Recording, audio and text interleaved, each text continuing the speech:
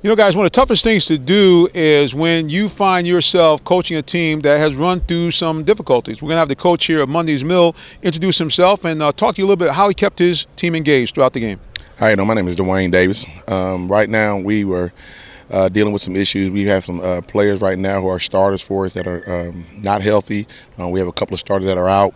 Trying to make some changes on the offensive defensive side of the ball to give us a chance to compete. But tonight, Tucker came out there and took care of business early on against us. We blew some coverages in our secondary, allowed them to get 3 big touchdowns early, giving them all the momentum early in the first half.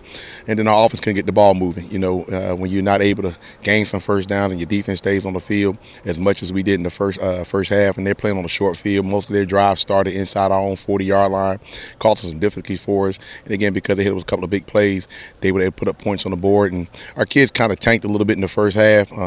We talked to them during the halftime break about competing and finishing, and it was good to see them come out in the second half and put up 20 points, even when we have run a clock. So, taking into account, we gave them an early head start on the score. You know, overall, you know, it's not what we wanted to get out of it, but it's good to see our kids fight back. Coach, I got to tell you, I was wondering what kind of magic elixir that you was going to pour out there. But to your credit, the team came out and they never tapped out. Yes, they had a little, maybe a hiccup in the first half, but that second half they came out, they said, we don't care if it's a running clock, we don't care what the score is, and to your credit, those guys put up 3 touchdowns before the end of the game. Yeah, so again, like I said, we talked to our kids at halftime about competing. One of the things we're focusing on as a staff and with our kids is trying to get our kids to be confident and playing within their confidence. And when you have some negative things that occur early on in the game, guys who are not as confident as they should be tend to waver when you start thinking about their technical skills and their fundamental ability to play within the scheme that we're doing.